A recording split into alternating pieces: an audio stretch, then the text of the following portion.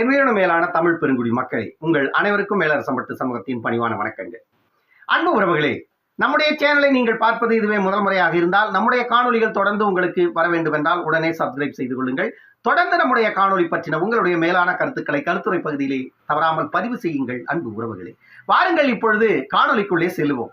2024 பாராளுமன்ற தேர்தலுக்கான தேர்தல் நேற்று வெற்றிகரமாக தமிழ்நாடு முழுவதற்கும் பாண்டிச்சேரி உட்பட 40 பாராளுமன்ற தொகுதிகளுக்குமான தேர்தல் தமிழ்நாட்டில் நடந்து முடிந்துவிட்டது. மக்கள் ஜனநாயகத்தின் பால் வாக்களித்தார்களா? மக்களை ஜனநாயகத்தின் பால் வாக்களிக்க மக்களை இந்த அரசியல்வாதிகள் அனுமதித்தார்களா?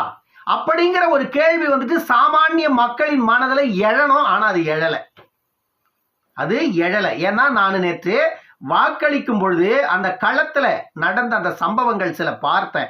இந்தியா சுதந்திரம் பெற்று 3/4 நூற்றாண்டுகள் ஆகிப்போச்சு. 75 வருஷம் முடிச்சிட்டோம். ஆனா மக்களுக்கு இன்னும் நாம் எதற்கு வாக்களிக்கிறோம் என்ற அடிப்படையே தெரியாம போய் வாக்களிக்கிறாங்க.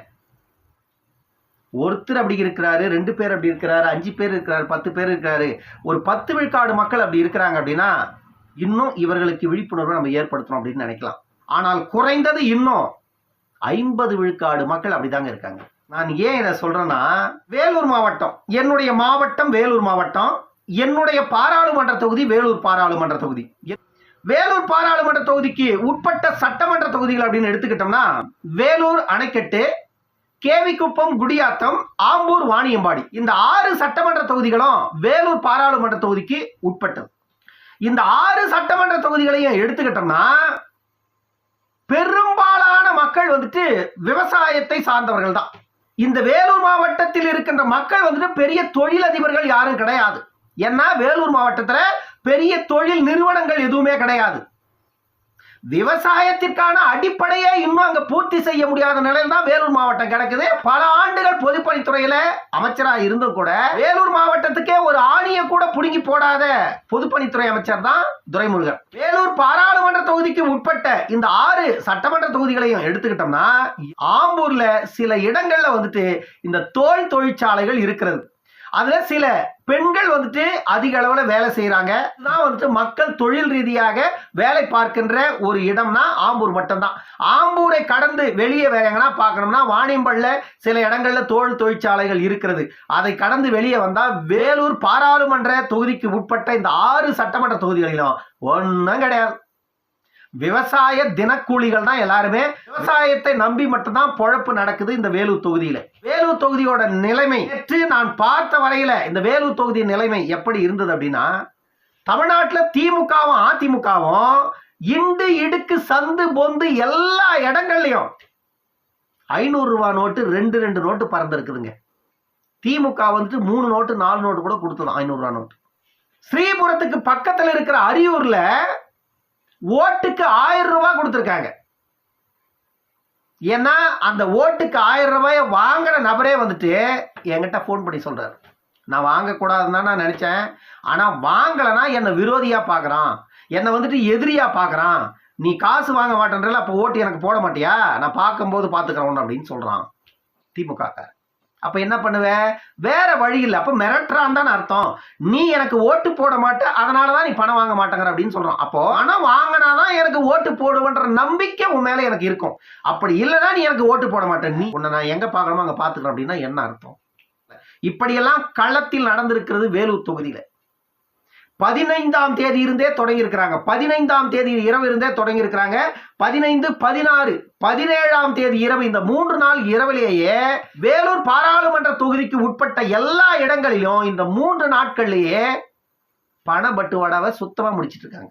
அதிமுகவும் திமுகவும் யாருமே குறை வைக்காத ஓட்டுக்கு 500ல தொடங்கி 1500ல இருந்து 2000 வரைக்கும் கொடுத்துருக்காங்க. இடத்திற்கு தக்க ஒரு கிராமத்துல அதிமுக வாக்கு அதிகமா இருக்குதுன்னா அங்க அதிமுக 500 ரூபாய் கொடுத்திருக்காரு. அந்த கிராமத்துல திமுக குறைவான வாக்கு இருக்கிறதுனால திமுக அந்த இடத்துல 1000 ரூபாய் கொடுத்திருக்கு. இன்னொரு கிராமத்துல திமுக ஓட்டு அதிகமா இருக்குது, அதிமுக ஓட்டு குறைவா இருக்கிறதுனால அந்த கிராமத்துல அதிமுக 1000 ரூபாய் கொடுத்திருக்குது, திமுக 500 ரூபாய் கொடுத்திருக்கு. இப்படி ஒவ்வொரு கிராமத்திலையும் யாருக்கெல்லாம் குறைவாக வாக்கு இங்க இருக்குதோ அவங்க ரேட்டை கூட்டி கொடுத்திருக்காங்க. ஏன்னா இவங்க எல்லாமே அவங்க தானே, அதனால கூட்டி கொடுத்திருக்காங்க. இப்படி கூட்டி கொடுத்து ஓட்டை வாங்கியிருக்காங்க. இது 2-3 நாட்களுக்கு முன்பே முடிஞ்சு போச்சு. எல்லா வீட்டுக்கும் 2 ஸ்லிப் போயிட்டு இருக்குது.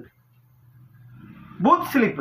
எல்லா வீட்டுக்கும் 2 பூத் ஸ்லிப் போயிடுச்சு. பூத் ஸ்லிப்பை எடுத்துக்கிட்டு ஒவ்வொரு வீட்லயும் எத்தனை ஓட்டு இருக்குதோ அத்தனை ஓட்டுக்கான பூத் ஸ்லிப்பும் அந்த ஓட்டுக்கான நோட்டையும் சேர்த்து கொண்டு போய் அந்த வீட்டில் கொடுத்துட்டு வந்திருக்காங்க நைட்டோட நைட்டா. இந்த வாக்காளர் வந்துட்டு காலையில தூங்கி எழுந்து நேரா பூத்துக்கு போறது தான் உன் வேலை. என்னோட ஓட்டு எங்க இருக்குது, எந்த பூத்துல எனக்கு ஓட்டு வருது, எந்த கொஞ்சம் ஸ்லிப்பை எடுத்து கொடுங்கப்பா அப்படின்லாம் யாரும் போய் கேட்க வேண்டிய அவசியம் இல்லை. என் மனம் கொடுத்தவங்க நீ ஓட்டை எங்க போடணும், எப்படி போடணும், எத்தனை நம்பர் பூத்துல போய் போடணும்னு எல்லாத்தையும் சொல்லி தான் காசை கொடுத்துட்டு வராங்க. இப்படி போய் காசை வாங்கிக்கிட்ட பெண்கள் வந்துட்டு 2 பேருமே காசு கொடுத்துருக்காங்க. திமுகவும் காசு கொடுத்துருக்கு, அதிமுகவும் காசு கொடுத்துருக்கு. இப்போ இந்த பணத்தை பெற்றவர்கள் யாருக்கு போய் வாக்களிப்பாங்க? என் வீட்டில் 4 ஓட்டுக்குது, இங்க 2 அங்க 2 போடு, புருஷ மண்டாட்டி அவனுக்கும் பிள்ளைங்க 2 இவனுக்கும், இப்படி ஓட்டை போட்டிருக்காங்க. வேலூர் தொகுதியை பொறுத்த வரைக்கும் இப்படிதான் வாக்குப்பதிவு நடந்து அரங்கேறி இருக்கிறது. வேலூர் தொகுதியில இவ்வளவு பணத்தை ஆறாக ஓட விட்டும் கூட இந்த 2 கட்சியும் ஏசி சண்முகத்து மேல பெரிய பயத்துல தான் நடிக்கிட்டு இருக்காங்க அவங்க. ஏன்னா பணம் கொடுத்துட்டோம், கோடிக்கணக்கான பணத்தை வந்துட்டு டிஸ்போஸ் பண்ணியிருக்கோம் தொகுதியில. மக்கள் மனசுல வந்துட்டு தாமரை போய் இடம் பிடிச்சிருக்கு, இதுக்கான காரணம் தான் நமக்கு தெரியல அப்படின்னு அவங்களே வந்து புலம்பிட்டு இருக்காங்க. நம்ம வடிவேல் படத்துல முத்துக்கால போய் ஓட்டை போட்டுட்டு திரும்ப திரும்ப வடிவேல் கேட்கும்போது என்னன்னா நீங்க பாருங்க ஓட்டு போட்ட சீட்டை நான் பத்திரமா வச்சிருக்கேன் அப்படின்னு சொல்லிட்டு முத்துக்கால எடுத்து காட்டுவாரு. ஆனா இப்ப அந்த ஆப்ஷன் இல்ல. அப்படி அந்த ஆப்ஷனை நம்ம காட்டணும்னா பாக்ஸை தான் தூக்கிட்டு வெளியே வரணும். அந்த மாதிரி முத்துக்கால பதில் சொன்ன மாதிரி மக்கள் வந்துட்டு நீங்க கொடுத்த 2000க்கு உங்களுக்கு 2 ஓட்டு, அவங்க கொடுத்த 1000க்கு அவங்களுக்கு 2 ஓட்டு அப்படின்னு சொல்லி போட்டிருக்கிறாங்க. ஏசி சண்முகம் அவர்கள் 6 சட்டமன்ற தொகுதிகளுக்கும் இலவசமாக ஒரு திருமண மண்டபத்தை நான் கட்டித்தரப் போகிறேன் தொகுதி வாழும் மக்களுக்கு. இது வாக்குறுதி, அவருடைய வாக்குறுதி. அதே போல வேலூர் மத்தியில ஒரு மிகப்பெரிய திருமண மண்டபத்தை கட்டி கொடுக்க போறேன் வேலூர் வாழ் மக்களுக்கு அப்படின்னு சொல்லி வாக்குறுதி கொடுத்திருக்காரு. மட்டும் இல்ல, தமிழ்நாடு முழுமைக்கும் குறைந்தது 1 ஆண்டுக்கும் மேலாக பல இடங்கள்ல ஆயிரக்கணக்கான மருத்துவ முகாம்கள் நடத்தியிருக்கிறார்.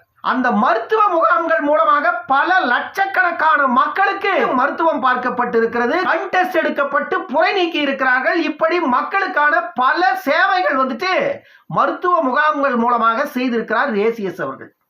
இதுவெல்லாம் மக்களுடைய மனசுல ஆழமா போய் ஏசிஎஸ் உட்காந்துக்கிறார். இப்ப ஏசிஎஸ் பிஜேபி கூட்டணியில இருக்கிறாரா இல்லையாங்கிறதே பிரச்சனை இல்லை. ஏசிஎஸ் ஓட சின்னம் எதுன்னு மக்களே கேட்கிற நிலைக்கு ஏசிஎஸ் அந்த தொகுதியில் ஆயிட்டு இருக்கிறார். அதனால இவங்க 2 பேரு காசு கொடுத்தும் கூட ஏசிஎஸ்க்கு தான் மக்கள் போய் ஓட்டு போட்டு வெளியே வரதாக சொல்றாங்க. எல்லா பூத்திலையும் வந்து பெரும் கூட்டமாக அமர்ந்திருந்தது திமுக அதிமுக. அதை தாண்டி பாமக பிஜேபி கூட்டணியை சார்ந்தவர்கள் ஒரு கூட்டம் அமர்ந்து கொண்டிருந்தது. ஆனா மக்கள் வந்து வாக்கு செலுத்தினது பிஜேபிக்கு தான் சொல்றாங்க. அதனால வேலூர் தொகுதியை பொறுத்த வரைக்கும் கதிர் ஆனந்துடைய வெற்றி கியாமையா ஆயிப்போச்சு. ஏற்கனவே அது நம்ம முந்தைய காணொலியில பார்த்தோம்.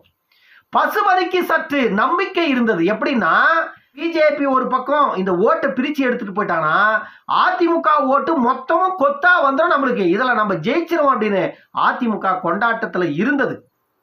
ஆனா ஏற்கனவே எடப்பாடிக்கும் ஏசிஎஸ்க்கும் ஒரு டீலிங் இருப்பதாகவும் சொல்லப்பட்டது. அந்த தகவல் நமக்கு ஒரு வாரத்திற்கு முன்பாகவே கிடைத்தது. கதிரானந்தை தோற்கடிப்பதற்காகத்தான் இன்னொரு வன்னியரை பசுபதியை நிறுத்தினார் எடப்பாடி அப்படின்னு சொல்லப்படுகிறது.